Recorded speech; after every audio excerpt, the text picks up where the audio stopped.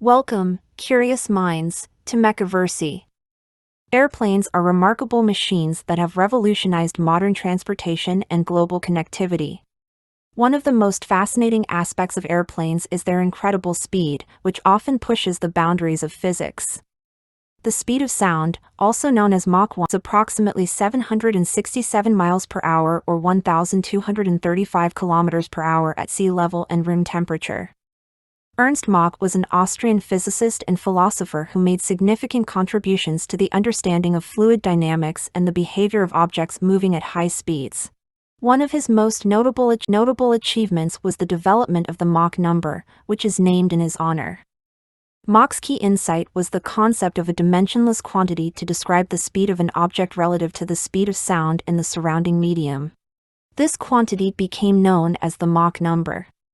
Subsonic speed refers to speeds that are slower than the speed of sound.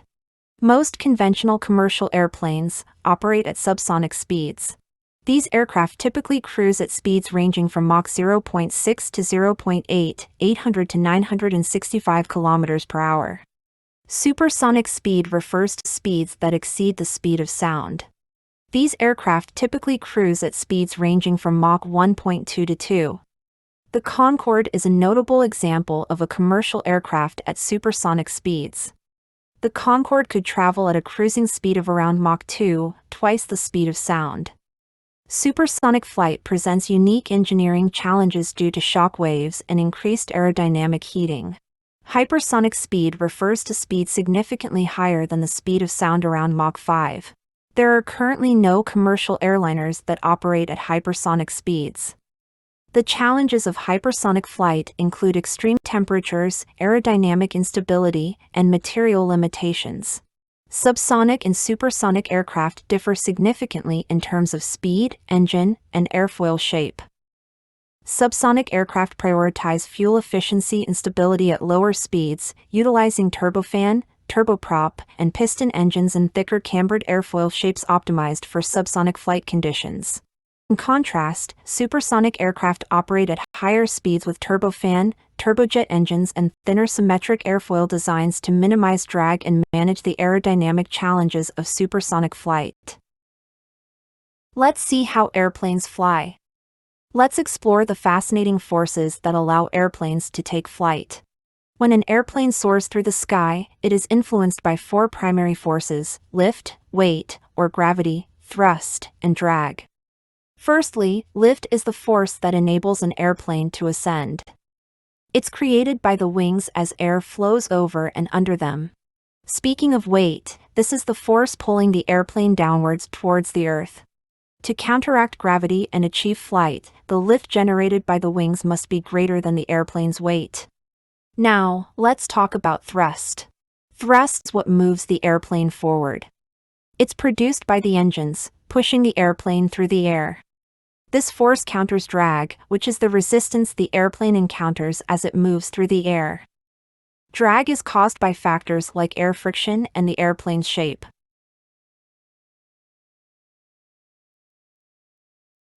What is an airfoil? An airfoil is a fundamental component of an airplane's wing that enables flight. Essentially, an airfoil is a carefully shaped surface designed to produce lift when air flows over it.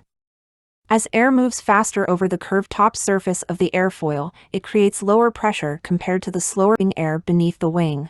This pressure difference generates an upward force called lift, which allows the airplane to defy gravity and become airborne.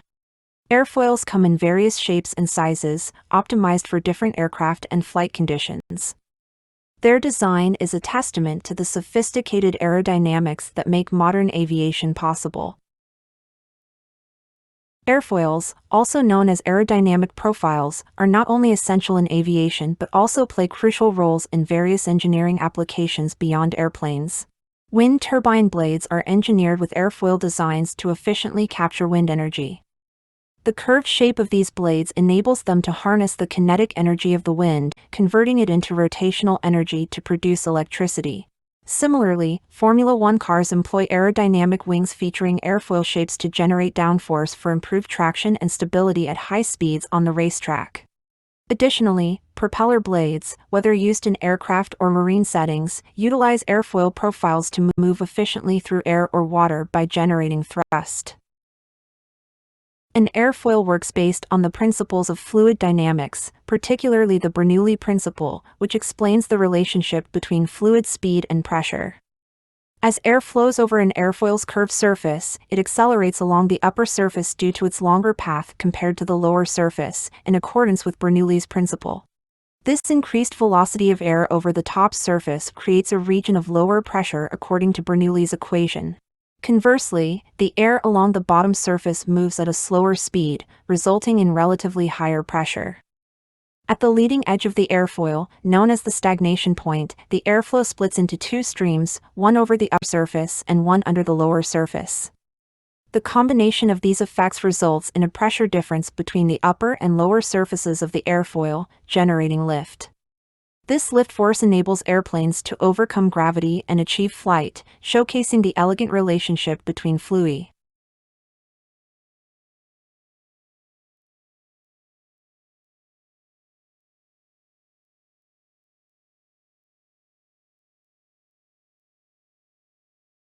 A gun bullet typically has a symmetrical shape, designed for minimal air resistance, drag, to maintain its trajectory. It's not designed to generate lift. On the other hand, an airfoil, like an airplane wing, is specifically shaped to generate lift. The airfoil's asymmetrical shape, with a longer path on top and a shorter one on the bottom, creates pressure differences that result in lift. What is boundary layer? The boundary layer is a thin layer of fluid that forms on the surface of an object due to friction between the moving viscous fluid, such as air, and the surface. This layer has a significant impact on various aspects of aerodynamics, including skin friction, drag force, wing stall characteristics, and heat transfer. It determines how air flows over surfaces, affecting the efficiency and performance of vehicles, wings, and other aerodynamic structures. Understanding and managing the boundary layer is crucial for optimizing design and minimizing drag in engineering applications.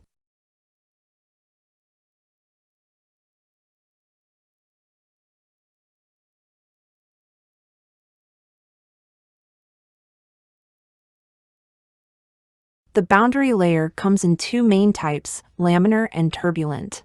In a laminar boundary layer, air flows smoothly in parallel layers along a surface with minimal mixing between adjacent layers, resulting in lower skin friction. However, laminar flow can transition to turbulence under certain conditions. Turbulent boundary layers, on the other hand, exhibit chaotic airflow with eddies and swirls, leading to increased mixing and higher skin friction. Turbulent boundary layers are common at higher flow velocities or over rough surfaces. What is adverse pressure gradient? An adverse pressure gradient occurs when there is a sudden change in pressure along a flow direction, transitioning from positive, higher pressure, to negative, lower pressure, values.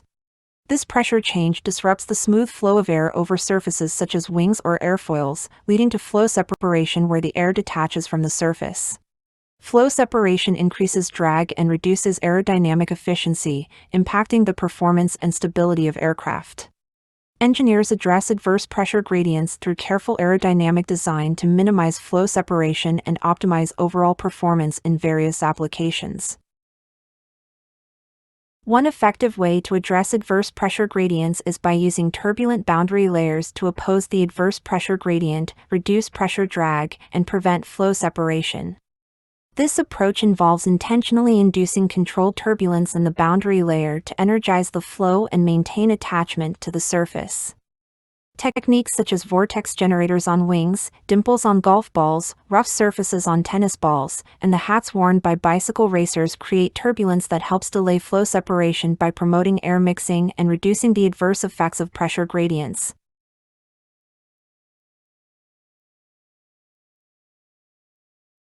What causes turbulence in aircrafts? Turbulence in aircraft can be caused by various factors encountered during flight. Atmospheric turbulence arises from wind shear, convective currents, or changes in air density, particularly near weather systems such as thunderstorms or frontal boundaries. Wake turbulence, generated by larger aircraft, poses a risk to smaller aircraft flying in their wake during takeoff and landing. Flying in close proximity to other aircraft can cause turbulence due to wake effects. Additionally, mountain waves created by wind interacting with terrain can induce turbulence downwind of mountains. Thank you for watching this video. Don't forget to subscribe to the channel.